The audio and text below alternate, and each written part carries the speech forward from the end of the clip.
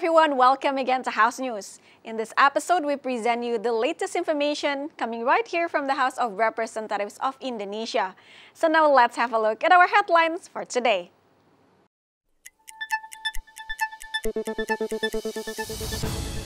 Commission 1 encouraged the Air Force Academy to adapt to geopolitical developments and innovations in military technology.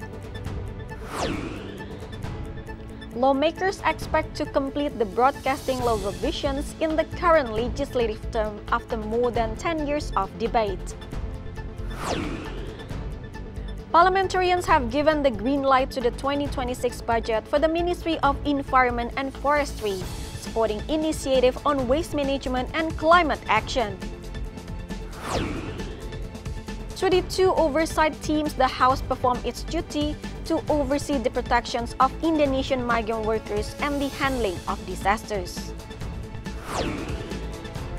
Behind the advanced Gemini AI technology developed by Google, there is a valuable contributions from an Indonesian talent.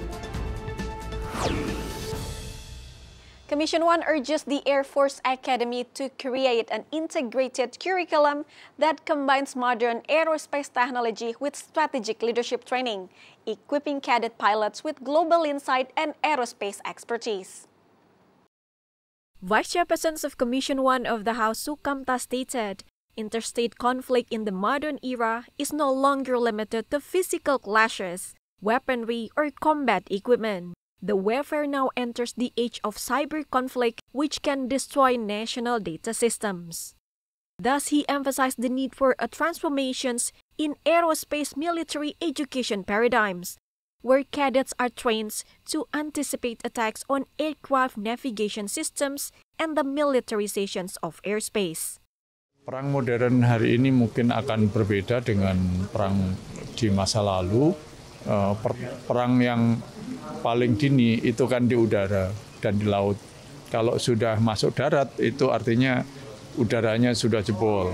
Nah, apa yang terjadi di Iran dan Israel itu menunjukkan betapa perang modern sekarang ini mungkin jauh dari hingar-bingar perang infanteri di darat. Nah, kita sebagai bangsa yang size-nya besar ini juga perlu punya kesiapan itu, ya. Dan ke depan ya perang yang mungkin terjadi dimulai dari perang cyber, ya, saling melumpuhkan instalasi strategis yang mayoritas sekarang kan didukung oleh perlengkapan dan teknologi digital.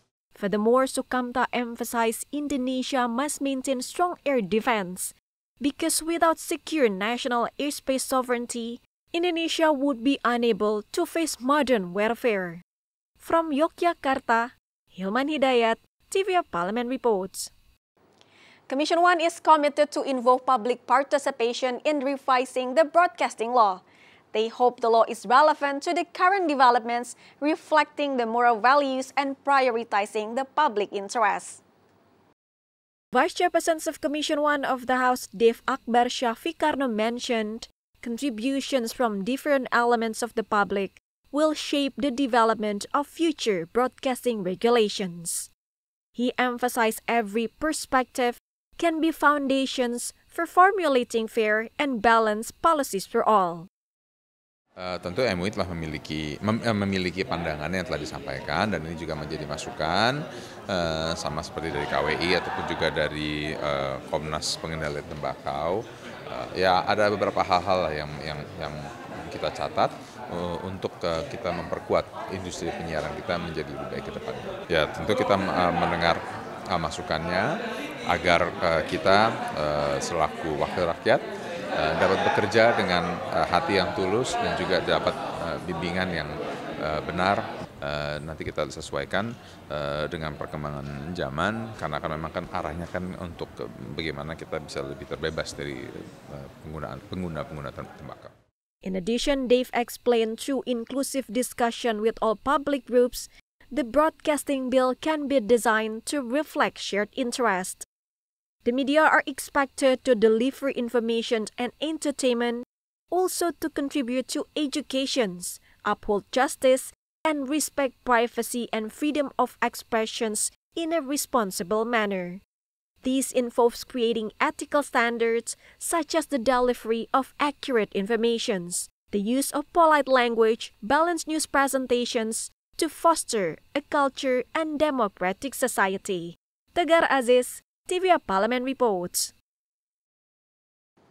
Commission 12 has officially approved the 2026 budget plan for the Ministry of Environment and Forestry. The funding will prioritize programs to improve national waste management systems and strategies to address the impacts of climate change. Vice Chairperson of Commission 12 of the House, Sugeng Suparwoto, explained, Indonesia currently produces approximately 60 million tons of waste every year, 17% of which is plastic. Much of this plastic waste leaks into the oceans and placing Indonesia as the world's second biggest contributor to marine plastic pollutions. Commission 12 supports the allocations of the 2026 budget for the Ministry of Environment and Forestry, covering institutional operational costs and key priority programs. These programs focus specifically on waste management, the promotions of green energy, and community engagement initiatives. Menjadi tanggung jawab kita bersama, terlebih-lebih Presiden Prabowo mentargetkan bahkan bahwa pengelolaan sampah akan tuntas di tahun 2029 dengan berbagai program. Bagaimana sampah bisa dirubah, penanganan sampah dengan apa disebut dengan circular economy. Bisa sampah menjadi fuel, juga sampah atau waste to energy. Berbagai hal bisa dilakukan dengan berbagai sistem dan mekanisme yang ada. Hari ini memang pengelolaan sampah kita sangat tergantung dengan apa disebut dengan TPA, pengelolaan akhir, dan itu hampir 60%-nya masih berupa open dumping. Moreover, Sugeng added, after signing the Paris Agreement in 2015 and ratifying it through Law No. 16 of 2016, Indonesia has taken on the responsibility of its nationally determined contributions, or NDC. This responsibility requires the country to reduce emissions across all sectors, including energy, industry, land use, and waste management. Ferdian Endivo, tvrparlemen report. Stay tuned for more updates on Commission 4 of the House after the break, only on House News.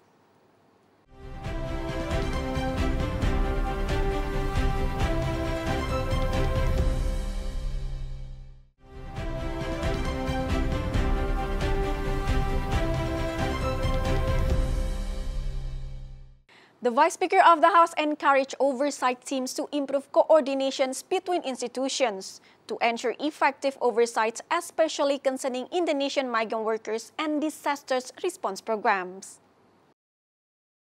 Vice Speaker for People's Welfare Cucun Ahmad Syamsu Rizal stated, this meeting was held to improve coordinations between oversight teams that handle Indonesian migrant workers and disasters management. He said this step is needed because many Indonesian migrant workers abroad have been facing various problems.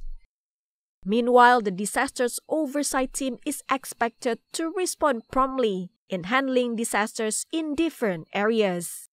This is important because climate change and environmental damage can lead to disasters like floods and landslides. PMI ini pasti akan menyangkut dengan Kemenlu dan imigrasi segala macam. Makanya ada di tim UAS, kita menyatukan dari berbagai komisi. Saya kebetulan diberikan tugas sebagai Ketua Tim UAS PMI, Ketua Tim UAS Bencana, termasuk bencana. Ini ya, sekaligus saya sampaikan, saya tadi mengkaji bagaimana, apalagi sekarang sudah mulai terjadi gempa, kemudian juga aktifnya gunung-gunung, kemudian juga curah hujan sangat tinggi. Kadang-kadang menyatukan di lapangan antara untuk menolong orang Basarnas, kemudian untuk penanggulangan BNPB, termasuk kepolisian, biasanya benderanya masing-masing. Makanya yang menyatukan karena lintas komisi di Tim UAS Bencana dan Tim UAS PMI yang saya diberikan tugas oleh pimpinan DPR. On these occasions, Cucun emphasized the oversight team always work with the main goal of helping the people. The teams are committed and focused on serving the public. Bani, tvrparlemen reports. Commission 12 encourages the new and renewable energy bill to be ratified immediately. This bill is considered very important as it will be the legal basis for Indonesia's energy transition. Member of Commission 12 of the House Edi Suparno pointed out the new renewable energy bill aligns with sustainable energy principles and could become a foundation for achieving 8% economic growth. Besides becoming a legal foundation, the bill also provides a clear roadmap for developing new and renewable energy potentials throughout Indonesia. Saat ini undang-undang tersebut dalam bentuk rancangan telah dibahas di Komisi 12 DPR RI dan dalam waktu dekat mudah-mudahan akan segera kita sahkan agar kita memiliki tidak hanya sekedar payung hukumnya saja, tetapi kita juga memiliki peta jalan yang definitif untuk mengembangkan semua potensi energi terbarukan yang ada di seluruh Indonesia, yang jumlahnya sangat besar, dan kalau kita melakukan itu dan mampu untuk eksplorasi seluruh kebutuhan energi terbarukan kita tidak perlu impor energi lagi. Kami mendorong agar bisa segera kita sahkan rancangan undang-undang energi baru, energi terbarukan, agar ini menjadi tonggak baru dalam sejarah Indonesia, bahwa kita nanti akan membangun perekonomian ke depan secara berkelanjutan. Additionally, Edi Suparno believes the ratifications of the bill will maximize the use of renewable energy, thus reducing dependence on imported oil and natural gas. It will also support clean energy-based economic development, in line with the target of achieving net zero emissions by 2060. Ferdian and Yoga, tvrparlemen report. Lawmaker reminded the National Food Agency to secure the domestic food supply.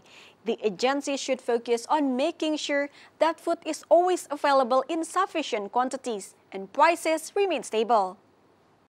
During the meeting on the discussions of 2026 budget, Member of Commission 4 of the House Firman Subagio highlighted the proposed additional budget of 22 trillion submitted by the National Food Agency or Bapanas.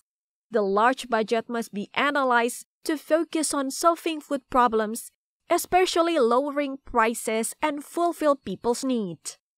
Firman also warned food distributions is often disrupted due to complicated regulations. Therefore, any regulations that hinders distributions must be immediately revised to ensure efficient market supply and to maintain food prices stability. Peningkatan akses pasar. Nah, ini menjadi penting. Kenapa hari atau akhir-akhir ini beras itu langka? Karena mekanisme distribusi yang terkendala atau terhambat dengan adanya regulasi. Maka itu saya katakan, kalau ada regulasi yang menghambat, maka regulasi harus cepatnya dirubah. Jangan sampai ini menghambat terhadap distribusi, karena Bulog ini tugasnya adalah hanya melaksanakan tugas berdasarkan instruksi pemerintah ya dalam hal ini Bapanas. Nah, juga mengenai peran daripada pelaku usaha tani. Pelaku usaha tani itu bisa pengusaha, bisa petani itu sendiri harus mendapatkan kesempatan untuk berinovasi dalam rangka untuk meningkatkan produksi, dalam rangka untuk membagi kualitas daripada pangan itu sendiri. Kalau di Vietnam itu sudah menggunakan sistem petani dan pengusaha sektor pertanian itu dilindungi undang-undang dan diberikan kebebasan untuk berinovasi. In addition, Firman said national food control should not be limited to only rice. He urged the government to diversify by promoting alternative staples such as sago, corn, and cassava, and also applying university research that has developed innovative food products from seaweed. Fajar Ilhami and Fitian, tvrparlemen report. When we come back, we bring you more updates on the world of technology. Only on House News.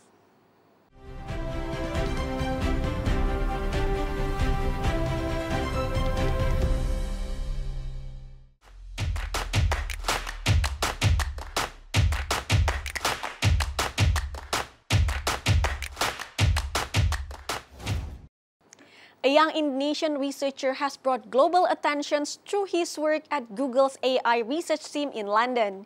He contributes to the development of Gemini, one of the most advanced artificial intelligence models in the world. Adiguna Kuncoro, a talented researcher from Indonesia, is part of DeepMind, Google's leading AI research divisions based in London. At this world-class center, he contributes to the development of Gemini, one of the most advanced artificial intelligence models nowadays. Adiguna's journey started when he wrote his thesis about artificial intelligence. His strong curiosity kept growing.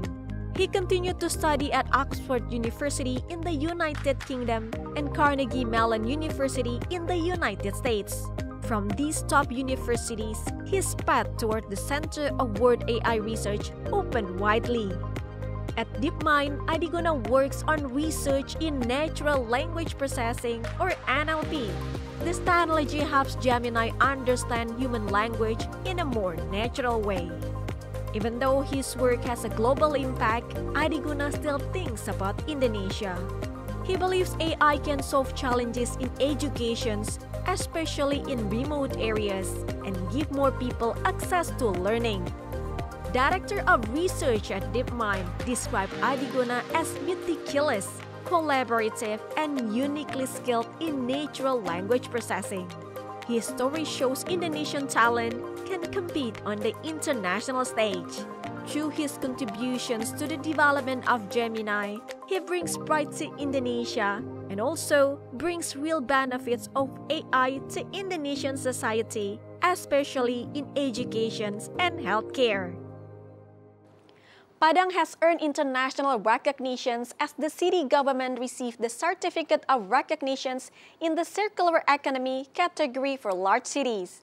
The award was presented at the ASEAN Environmentally Sustainable Cities Award 2025 held in Malaysia. The prestigious award known as the ESC Award is held every 2 years and is often called the ASEAN Level Adipura because it evaluates cities' efforts in creating a sustainable environment. Padang became one of the award recipients due to its commitment to building a public participation-based waste management ecosystem and implementing sustainable policies. The local government implements policy prioritizing waste management as a central focus in the city's development. The Padang city government has strengthened the role of waste management agencies in every sub-district and developed a network of waste banks as the main foundations of the community-based circular economy system. The circular economy sectors involve using waste or garbage as input for new production process. This approach creates valuable resources and reduces the amount of waste that ends up in landfills.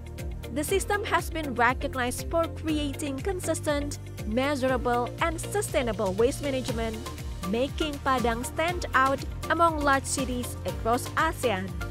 The city government hopes the achievement will inspire collaborations among all parties, including the government, the community, the media, businesses, and universities to continue improving Padang as a smart, healthy, and prosperous city.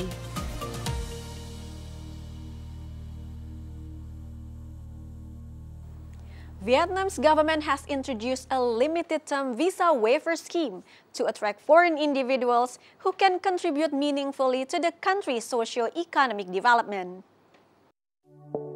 On August 8, 2025, the Vietnamese government issued a decree guiding a limited-term visa waiver scheme to foreigners who are expected to make a distinguished contributions to the socio-economic development of the country. According to the new decree, eligible individuals will be granted visa waiver cards for multiple entries, which come in digital and physical forms and valid up to 5 years. Eligible individuals include scholars, experts, scientists, university professors, chief engineers, and high-quality human resources in digital technology. Investors and executives from the world's 100 largest corporations, cultural, artistic, sports and tourism figures with a positive public influence, and guests of designated research institutes, universities, and large enterprises as approved by ministries, ministerial-level agencies, government agencies, and the government. To qualify for Vietnam's special visa waiver policy, individuals must hold a valid passport, and must not fall under any immigration restrictions or exit suspension as prescribed by Vietnam's law on entry, exit, transit and residence of foreigners. Under this policy, foreign nationals may enter Vietnam multiple times using the special visa waiver card within its validity period. With the introductions of the new visa policy, Vietnam is now extending a warm welcome to investors, scholars, artists, athletes, and globally influential individuals. Tourism infrastructures, including ports, airports, and luxury resorts, has rapidly advanced. Businesses need to adopt a customer-based mindset to meet the demand of high-end visitors.